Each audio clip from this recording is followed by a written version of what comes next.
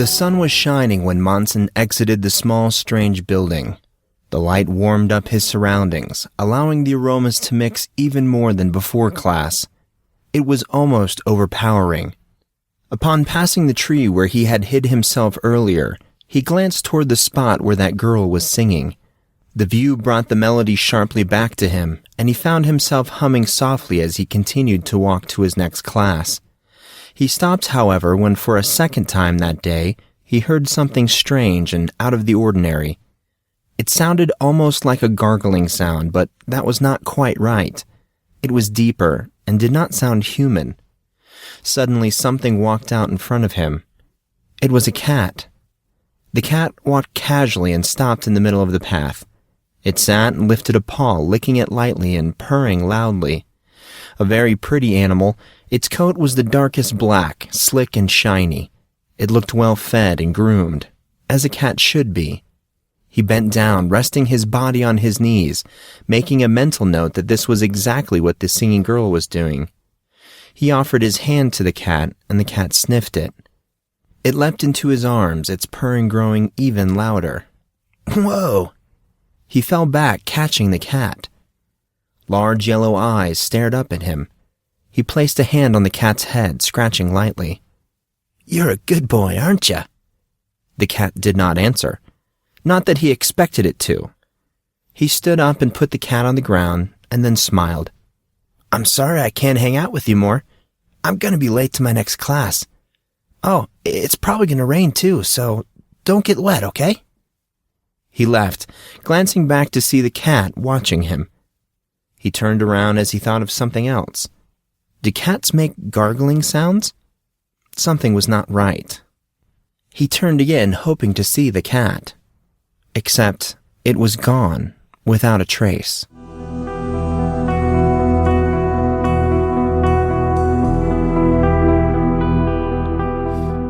Monson headed towards the dreaded last class of the day, gym. It was not that he did not like exercise or anything like that, but his physical strength at this point was not what he would call extensive. On top of that, gym class would require gym clothes. He did not want people to see more of his scars than was absolutely necessary. Collin did require it, however, so Monson did not see that he had any choice in the matter.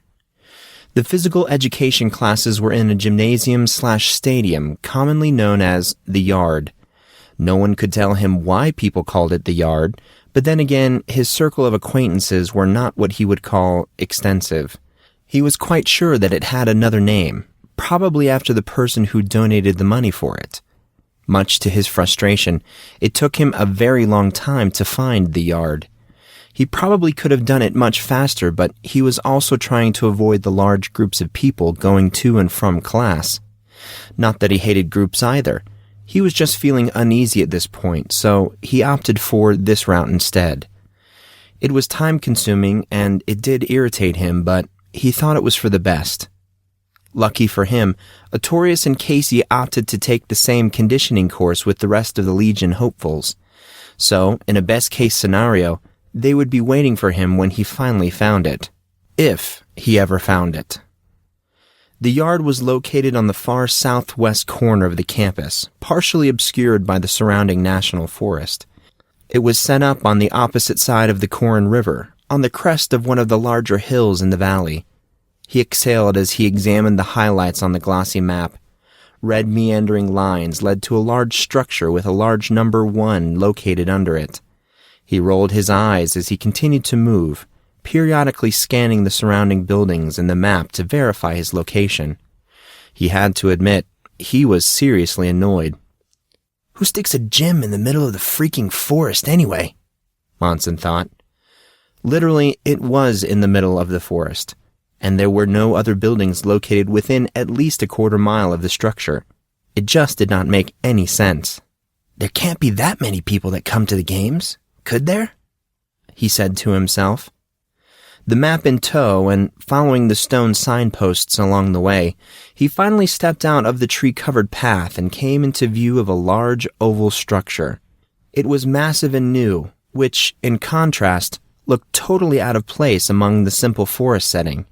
It was a very handsome structure, however, and while lacking the grandeur of both the GM and the Colosseum, it was quite obvious that it was very expensive.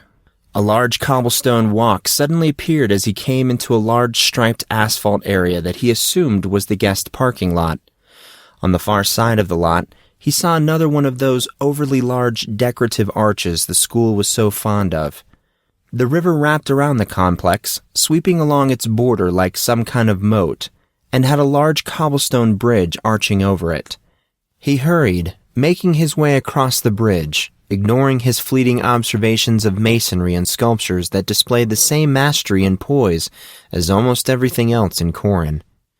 More of the large stone statues decorated the slight incline leading up to the front gates of the yard. These statues, however, were different from the ones in any other locations on campus. Instead of the Roman deities like the ones in the entryway and barracks, these statues depicted epic battles between Roman legionnaires and barbarian hordes, forever immortalized in carved stone. He suddenly remembered what Brian said of the Roman greatness during their discussion about the murals on the landing of his apartment. He stopped walking as he thought this. He knew he was late, but something about the thought and his surroundings begged for further scrutiny. He started walking again, looking at the statues more closely. Upon closer examination, he noticed an apparent difference in the barbarian countenances. They lacked detail and care, almost as if the sculptor was trying to prove a point. Point or not, the effect of the absence of detail versus the pure artisanship of the eloquently sculpted legionnaires spoke clearly. These great ones are ones worthy of notice, of praise, of following. These statues said plainly that trying to give accreditation to anyone other than the legionnaires was both wrong and out of the ordinary. Monson wondered how many fools actually believe this. Ha! He thought, stopping to take a breath. He placed a hand on the statue, leaning forward to get a better look. The difference was even more obvious up close. Stupid elitist, he thought. He moved on to examine a dueling scene between a Roman general and what looked like an Italian Visigoth. Again, Brian's words came sharply back to his mind, as if he were standing next to him. What was it about the Romans that made them great? Do you think the people the Romans conquered thought they were great? It was strange. After he had thought this, he found his distaste for the statues grow exponentially. He glared at the Roman general. Yeah? Well, I hope that crazy guy with the mustache kicks your butt. The statue did not say anything in response. They never do. Like the cat, statues are not exactly known for their talkative nature. He laughed at this. A talking statue was a ridiculous thought. As he eyed the frozen scene for a moment more, something changed. He moved his head just a little bit to the side, taking in a different angle of the statue's face. He looked a little closer, staring intently. It was almost as if the Roman's face moved slightly. He did a double take and then stopped, suddenly realizing how absurd that was. No, that was impossible, probably a trick of the light. Despite this, however, he suddenly found an overwhelming desire for company starting to well up inside him. He moved quickly, leaving the sculptures to their own devices, not sparing them a backward glance. Quite relieved to get out of the solitude of the outside, Monson made his way around the yard's massive hallways. It was bigger than he had thought, and like the rest of Collin, hard to navigate. He was correct in assuming that the place was brand new. The flooring was made of pure white marble, placed perfectly in huge 5x5 slabs. Gleaming white columns like the ones at the Collin Colosseum were placed every 10 feet or so, simultaneously making up a part of the structural integrity and the splendor of the place. The hallway directly inside the doors had a huge ticket counter with rows of windows, complete with speakers and little holes for exchanging money and tickets. The columns and other spaces looked highly decorated as well, but he exercised some self-control and continued to move on. His first real dilemma was a large fork on the main path. Another large statue of the Roman king of the gods stood before him, acting almost like a sentry to the crossroad of two important but two very different paths. Two large signs made of what looked like white soapstone hung stationary, suspended by large, highly polished steel chains. The signs really did not seem to fit with the rest of the highly decorated space. They changed the scene somehow and gave the decor a slightly cheesy feel. In his eyes, it negated the quintessence of antiquity and refinement so carefully emplaced in every aspect of the school's character and appearance. It seemed almost silly. To his own surprise, it made him laugh. "Well, I guess no one's perfect," he thought. He tried to decipher the messages suspended above him. A few simple words sat superimposed on the large markers. The first and larger of the two signs had the words "Battlegrounds," etched with highly artistic lettering. In fact, the lettering was so artistic it was almost hard to read. Next to the lettering was a large shaded arrow, which indicated that to reach the battlegrounds, you would take the left fork. The second and smaller of the two markers indicated training grounds. Given the choice, the idea of checking out the battlegrounds was highly appealing to him. It just sounded interesting. Despite this, and seeing that he was already late, he decided he should probably hurry and find his class. Thinking that the training grounds was the more likely of the two for a class location, he thought he would try that. Before he left, however, he looked at the statue guarding the fork again. He really liked that statue. He took the training grounds passage and before long found his gym class. Granted, it was relatively easy once he started seeing various students dressed in gym uniforms. He stepped through the large steel doors into a gymnasium that looked more like a multi-sport complex than a gym. Students were scattered all over the place, engaged in various activities. Some played volleyball, basketball, and other normal high school pursuits. Many students, dressed in karate gi, and others in fencing attire, were already in the beginning forms of their individual disciplines. Monson grimaced. "Is the whole freaking school here? Don't any of you people read?" he said to himself. He did not have much time for his self-pity party as he saw Casey jogging over to him. "Yo, hero." Casey looked at him cautiously. "What took you, bro? Coach Abel's already taken roll, man." "I couldn't find the dumb place. Who puts a huge stadium in the middle of the forest? Seriously." He squinted while his eyes adjusted to the light. The hallways had been quite a bit darker without the large circular fluorescent lights that hung above him now. "Not to mention I wanted to avoid all the oncoming traffic. Didn't want to bring attention to myself, you know? It was really harder than I thought." "Yeah, bro, I know what you mean." Casey had a knowing look on his face. He was kind enough not to ask why Monson did not want to mingle with the other students. "Well, bro, we better get you a locker and inform Abel that you're here or he's gonna have an aneurysm." He pointed over his shoulder towards Coach Abel, who was talking to some older students and had not taken notice of them. "Point taken."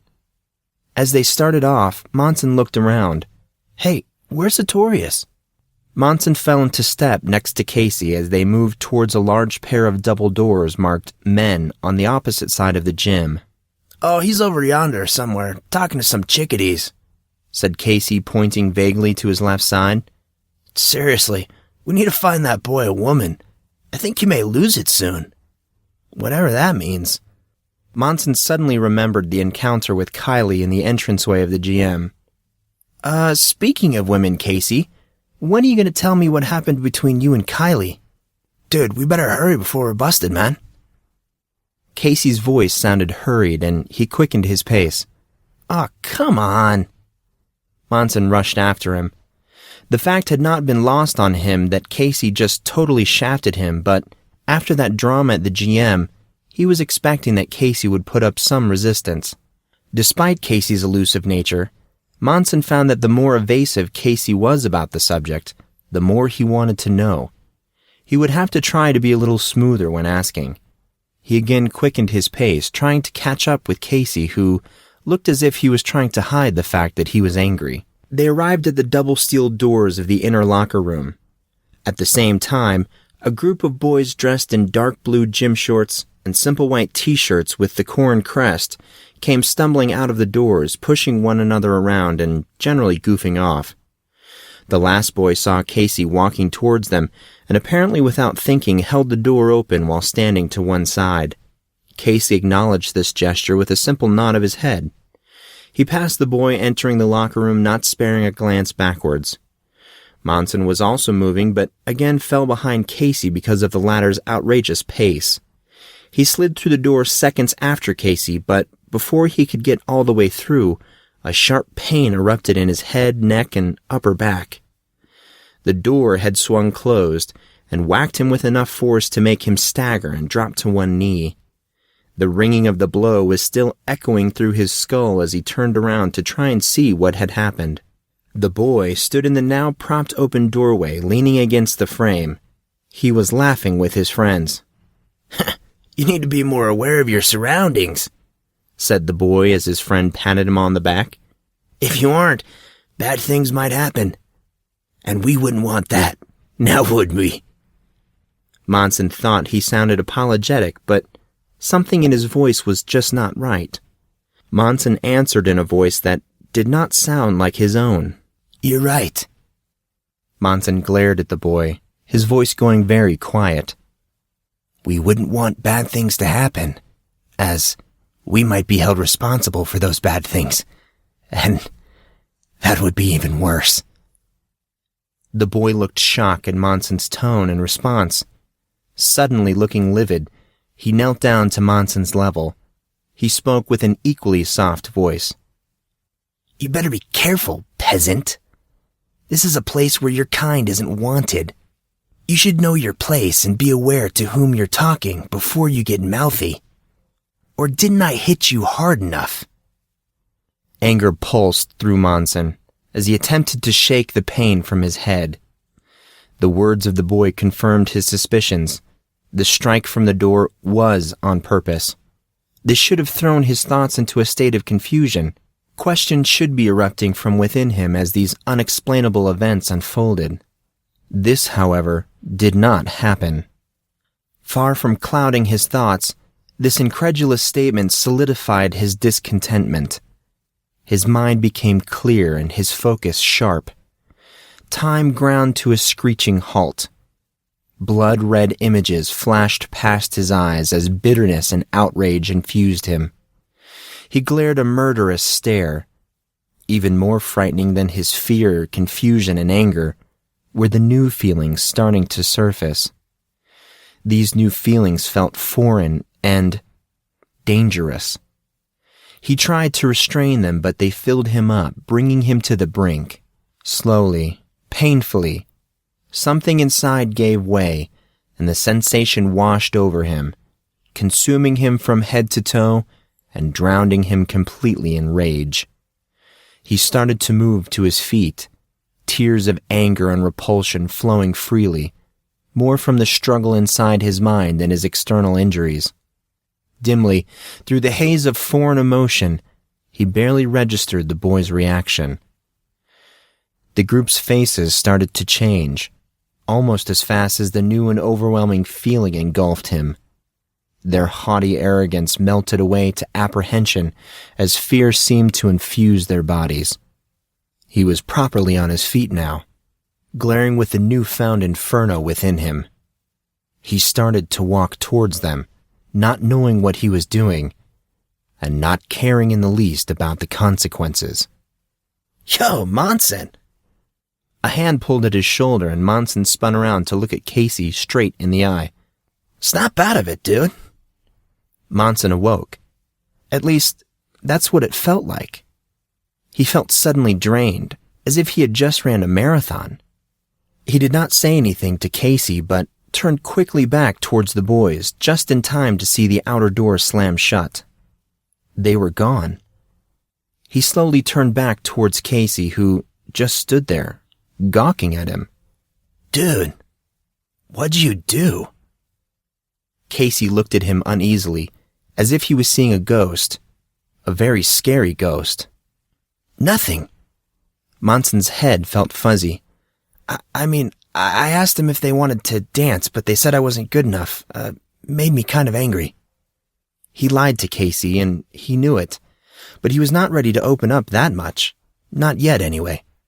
"Gray, Now is not the time for joking, man. Why were you on the ground? And why did those guys look like they were going to piss their pants, man?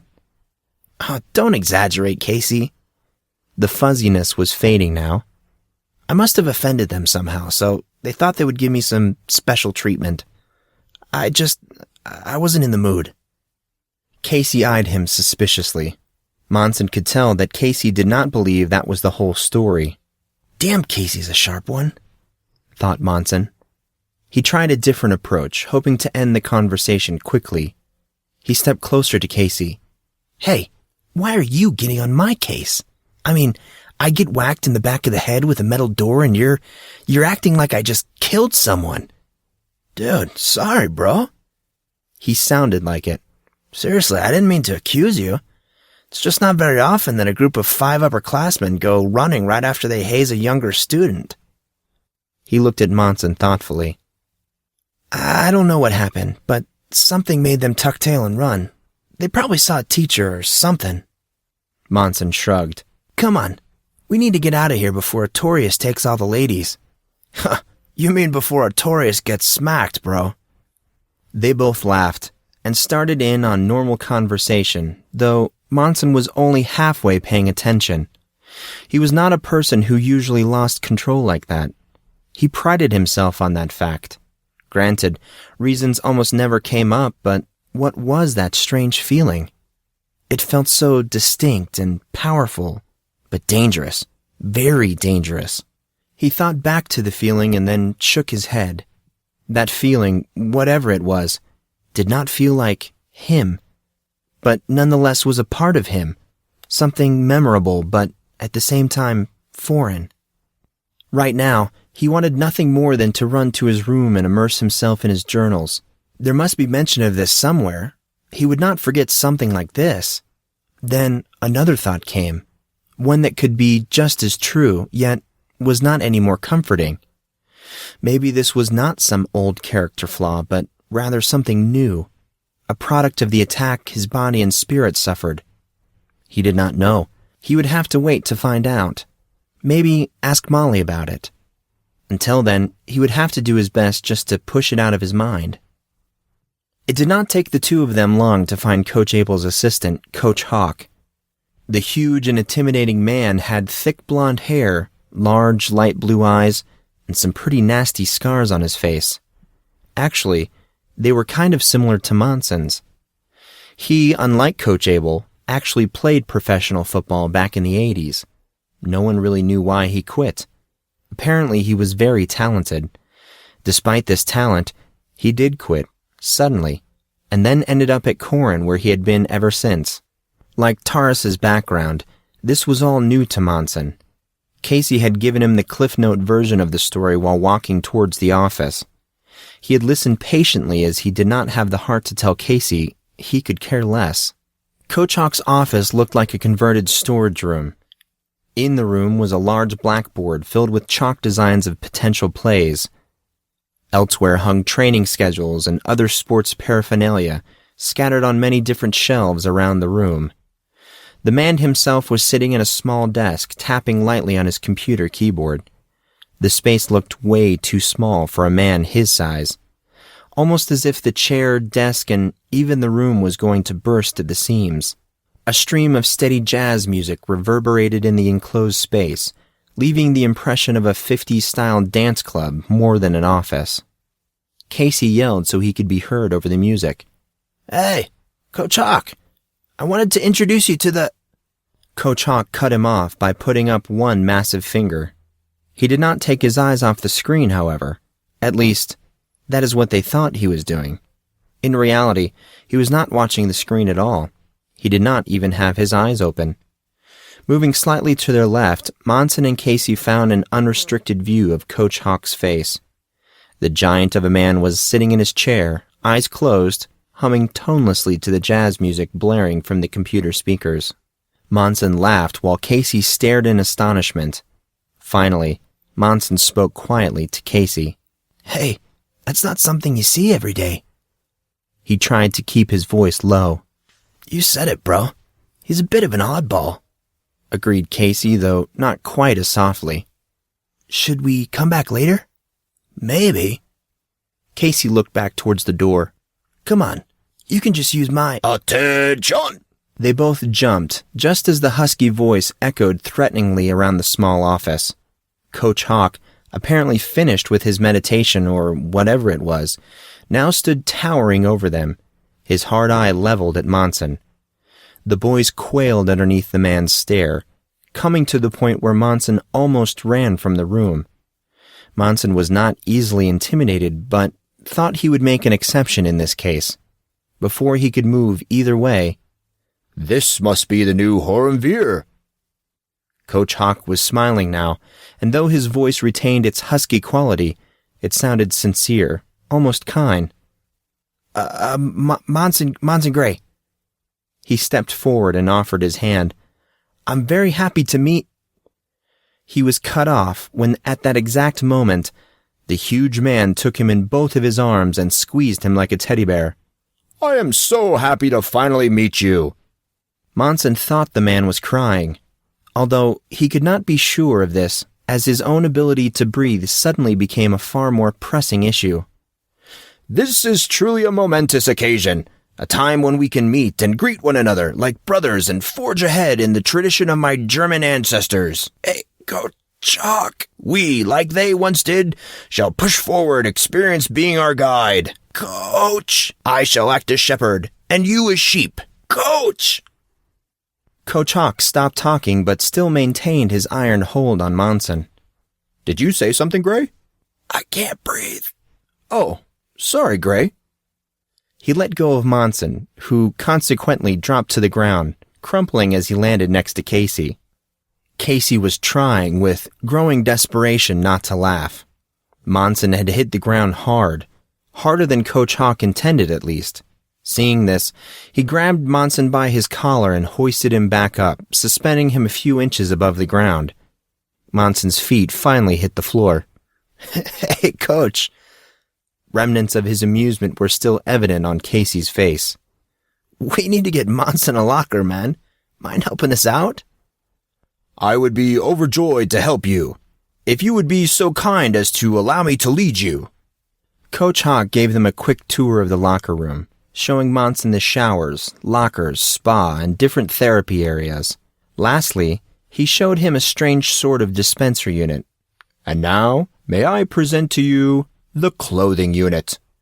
This is where you will obtain your clothes every day for class.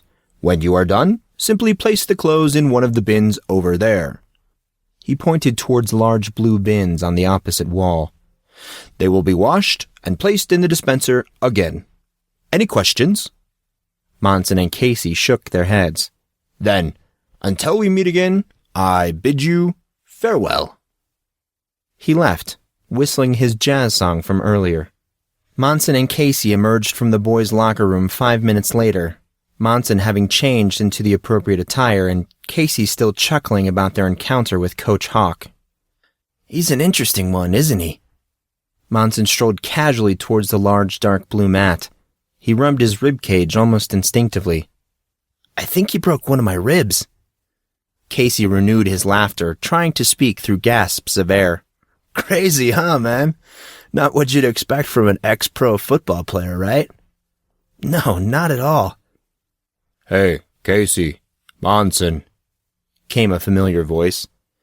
They both shifted their bodies as they saw Artorius come into view, followed by 4 girls, all who looked about their age. When he was finally close enough to Casey and Monson that he did not have to yell, "Hey, what took you guys so long?" "Sorry, man, I got lost." Then, making a slight nod in their direction, "I see where you've been, though." Before he could answer, a girl with a large amount of light brown hair stepped forward.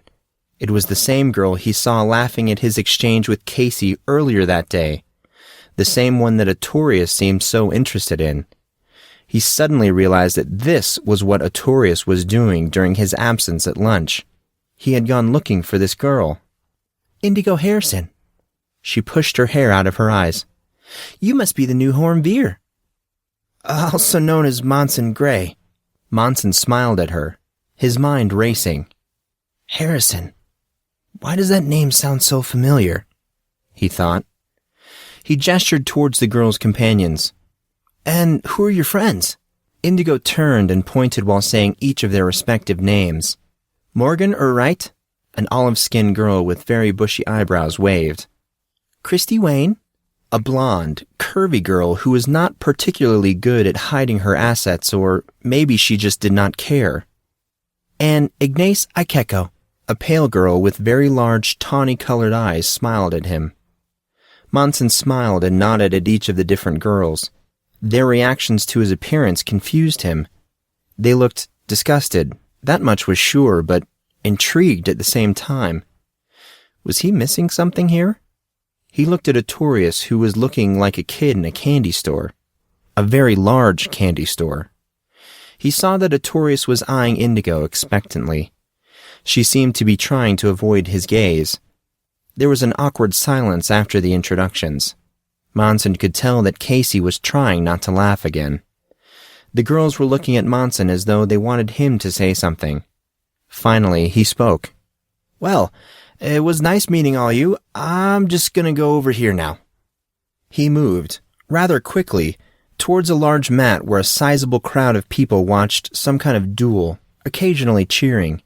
He moved carefully among the students, bobbing and weaving to move close enough to be able to see what had so thoroughly caught their interest, not to mention moving away from the stares of Artorius' new friends.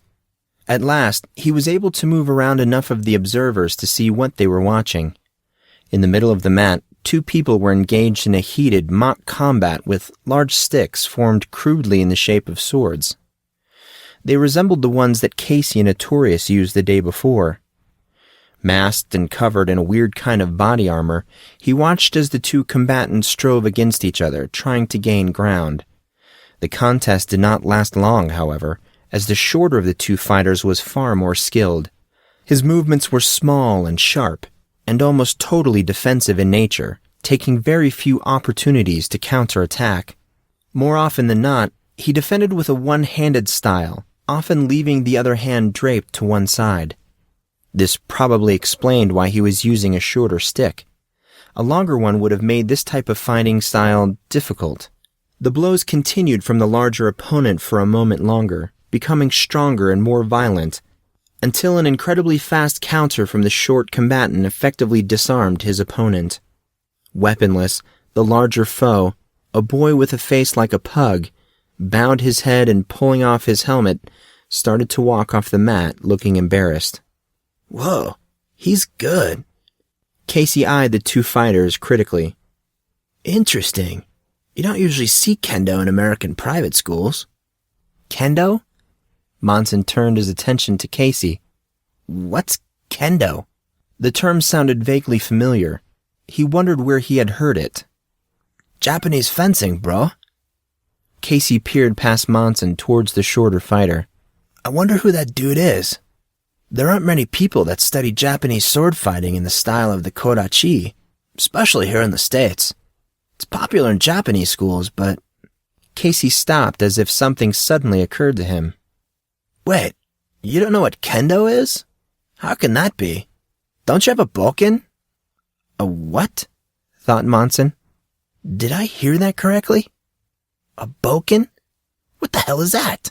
Monson strained his mind for a moment. Then suddenly something clicked in his head. "Oh, is that what that shiny stick is? I wondered what it was called. So it's for, like, fencing, right?" "Dude, you didn't know that? You don't fence? You move like a fencer." "Why do you say that?" "Gray, you remember how we met, right?" "Of course. But what does that have to do with fencing?" "Dude, I'm a martial arts student." Casey smiled. "I took up rapier fencing in middle school, and not long after that, kendo. After a while, you can just tell the people that I've had training. I could have sworn that you had at least some experience in it. The way you blocked Arthur's attack isn't something normal people can do, man. Your counter was perfect. You aren't just pulling my leg, are you? You really haven't fenced before?" Monson struggled to answer Casey's question. Fencing. He really liked the sound of that. The mere thought of the word made his fingers suddenly feel tense, but he could not remember fencing at any time, nor had he read anything about fencing in one of his many journals. They were quickly coming to the topic that he wanted desperately to avoid. He thought a diversionary tactic was probably his best bet. "So, you can tell things about fighters just by observing them?" Monson was sure Casey would not buy this diversion. "What can you tell about our vertically challenged friend over there, then?" Monson pointed at the shorter fighter, who was now fighting furiously with a new opponent. If Casey caught on to his redirection, he did not let it show. "Well, you see, the kodachi is a blade smaller than the katana or Japanese longsword. They're made for defense. The fighting style developed for this type of blade is usually augmented by an aggressive hand-to-hand combat, something like kempo or some kind of jiu-jitsu. This one, however..." Casey paused for a moment as he watched. "This one doesn't seem to exhibit any of that type of tactic or style." His eyes narrowed as if he were considering something. "Well, of course he doesn't. This isn't an actual battle. It's a match. He'd totally be disqualified if he struck him with his hands. But now that I think about it, it's rather odd that they aren't using a shinai. I wonder why." "So, what's a shinai?" Casey brought his hands up, stretching them as he looked at the fighter.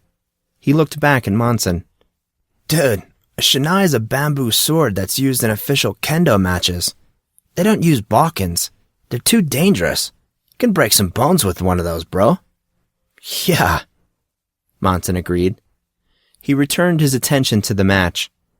"Now that you mention it, that doesn't really look like a match, but rather actual combat. Not that I would really know the difference."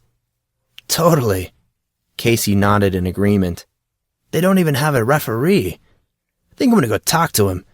I want to know where that dude trained." "Really? Why bother?" Monson could not think of anything less interesting. Casey replied, "Dude, how could I not want to know? I mean, how cool is that? Seriously." Monson chuckled. "Yeah, you have a point. Very cool." This, however, brought up another question. "Hey, Casey." Monson tried to regain his friend's attention as Casey was attempting to catch a glimpse of the shorter fighter as he adjusted his mask. "What kind of martial art do you do?" Casey's eyes lit up. "You know, that's a very interesting question. Honestly, I have no idea what it's called, bro." Monson raised his eyebrow in his signature gesture. "That's weird. How do you study something you don't even know the name of? Who taught you?" "It's a family thing. My dad taught me when I was very young, then my uncle took over." "Why'd he do that?" Casey looked uncomfortable. Apparently Monson was not the only one that had things he did not want to discuss. "Okay, well, why wouldn't your uncle tell you the name of your art? That seems kind of weird to me." "Yeah, it has something to do with mastery, I guess. I don't know. I wasn't really paying much attention." "So, you don't know anything about its origins?" "Wait, I didn't say that, bro." "Well?" "I think it's from somewhere in China or Asia at least." "Wow, that's profound. A martial art coming from Asia. Amazing. Your powers of deduction are outstanding." Casey glared at him. Then turning around, he started to move towards the opposite side of the gym. Monson moved after him. "Wait, where are you going? Come on, Casey, it was just a joke." "Dude, I don't want to be overheard. That's kind of a long story." They sat down on the corner of a mat away from the group, still watching the fencers. Reclined in a comfortable position, Monson gave Casey the go-ahead. Casey, however, was not paying attention but looking directly over Monson's shoulder. "What?" Monson turned to see what Casey was looking at. Artorius was standing with the same group of girls not 50 feet away. Two of the girls had been looking their way, then quickly turned around when Monson twisted to look at them. "That dude's never gonna learn." Casey shook his head and chuckled slightly. "I don't know how many times I'm gonna have to say this before we need an intervention. We need to find that boy a lady." Poor Artorius. Monson was proud he did not laugh. Anyway, he returned his attention to Casey. "On with your story and make it snappy. I still need to check in with Coach Abel." All right, I get it. Casey settled back, looking thoughtful. His face changed slightly, becoming much more serious.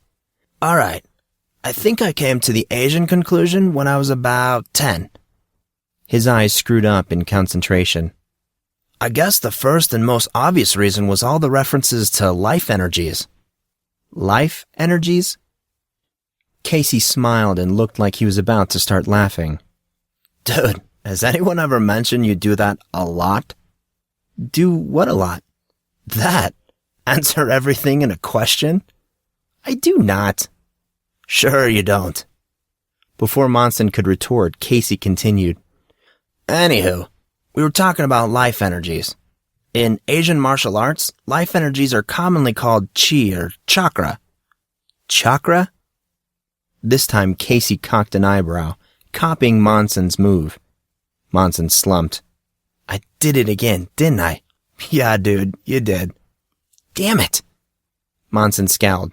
Okay. Tell me about chakra. The subject was long and drawn out, and Monson did not understand everything that Casey said, but after some explanation, he thought he may have caught the main points. Okay, so let me get this straight. Through meditation and training, you can focus the different energies in your body and use them to fight? Yeah, well, it's a bit more complicated than that, but I guess right in the essentials.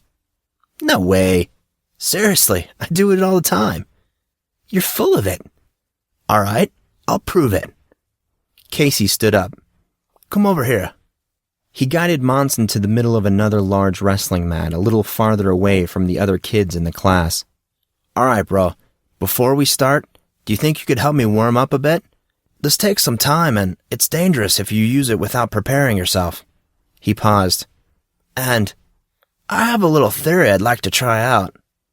Monson was still skeptical. Sure. What can I do to help? You can defend yourself. What? Casey leapt at him, attacking with amazing speed. A low kick that hit mid-thigh struck Monson. To his amazement, Monson's body reacted seemingly on its own, actually stepping into the blow, diminishing much of the force. Casey, aiming for his face, threw a monstrous cross-body blow, a split second after this low kick. Monson deflected this with a smooth movement of the wrist, causing much of the punch to miss its mark and pass harmlessly to his side. Both boys remained in the position for a moment, giving Monson time to marvel at his actions. Casey eyed him suspiciously. Dude, you're really interesting, Grey. Here, let's try this. He stepped back and took up a stance, body leaning forward, fists up and in front of him. Monson took in the stance.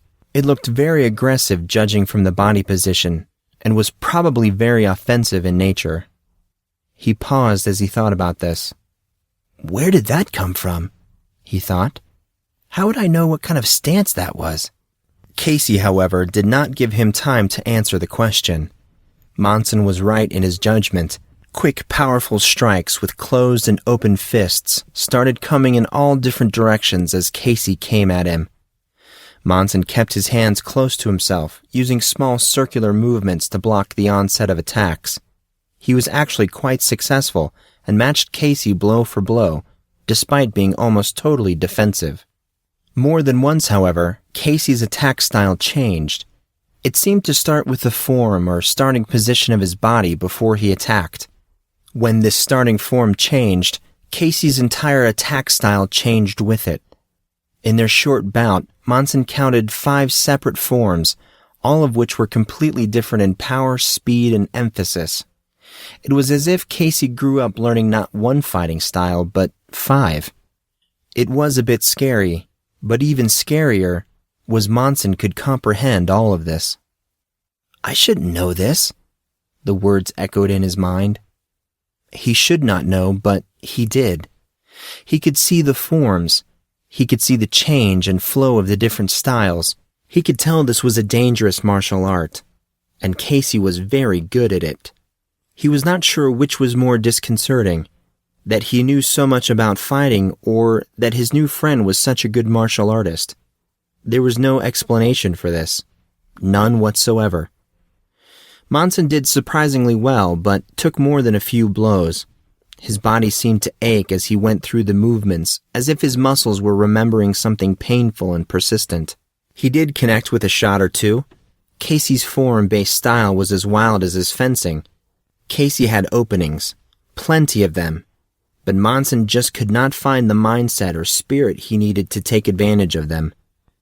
Their little battle drove on for the better part of 5 minutes, until, after a particularly vicious spinning back kick that was based on a flowing type form centered around the legs, barely missed Monson's head, he put up his hand. Okay, I think you're warmed up, Case. What are you trying to do? You're gonna kill me. Dude, hardly. I wasn't exactly going easy on you and you're still standing. Are you sure you've never studied any kind of martial arts? Hell if I know.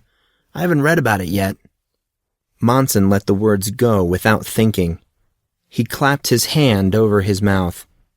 Casey just stared at him, confusion on his face.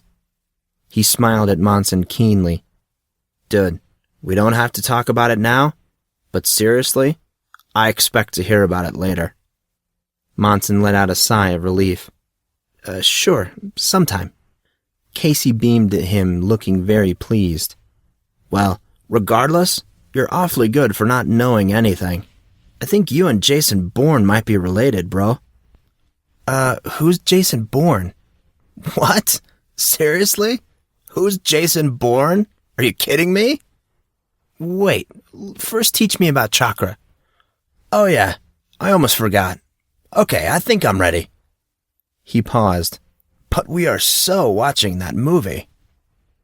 Casey led Monson to the middle of the mat and showed him a defensive stance. Apparently you could easily get hurt with this exercise. Then stepping away, Casey started to shake the different parts of his body vigorously. Monson stared at him inquiringly. Dude, I want to make sure that everything's loose, right? Don't want to pull a hammy. Monson decided not to comment. After more shaking, he took a position not far from where Monson was standing. He settled into a stationary stance and, closing his eyes, he started breathing deeply and slowly. Actually, he looked rather serene. This may hurt a bit. Casey raised his right hand, open-fisted, resting it on the palm of his left, and placed them both in front of his body into an on-guard type of stance. Intrigued, Monson continued to watch his friend, despite still being a little skeptical. Casey's movements continued in this fashion until they changed. It was hard to describe this change. It was slight and unobtrusive, but it was almost tangible. Something about the atmosphere surrounding his friend was different. You could feel an aura becoming more and more prevalent. The change in the air was not all Monson had to worry about. In that exact moment, it felt like someone was watching them. The onlooker's interest was not average either, but rather intense and focused. The hairs on the back of Monson's neck stood up as he spoke aloud, trying to calm down. He chided himself. He was being paranoid. He just needed to relax. Hey, Casey? Monson's attention was splintered between his friend and his search for the source of this uneasiness. You don't think... He never finished the sentence, as the sight he was now witnessing left him speechless. A red, water-like mist started to encircle his friend. It was like the shadowy contrast that appears on the inside of eyelids when looking at a bright light for a long time, then closing them. Monson gasped at the sight. What was this? Did he dare believe what he was seeing?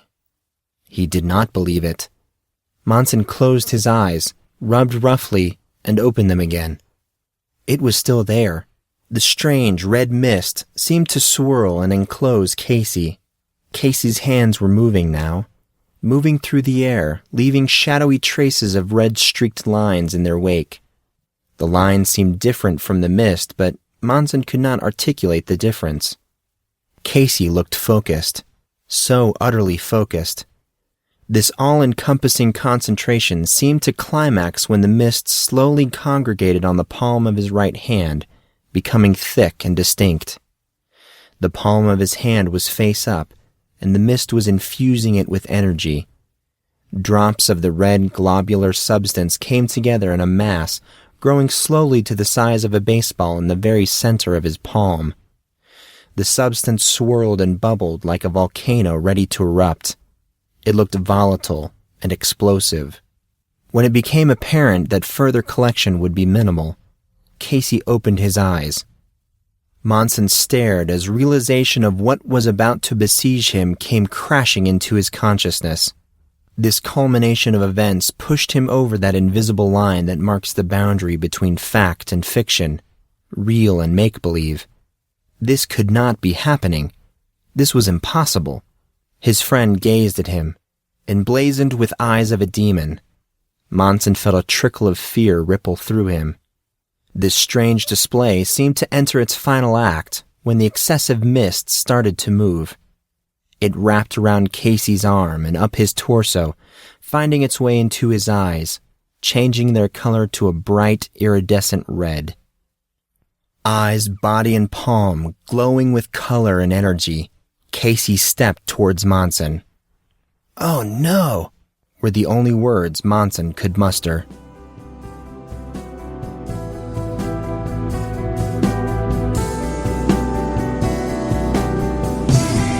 You've been listening to the podcast-only novel of The House of Grey by Collin Earl. For more news, information, and updates, please visit houseofgreybook.com.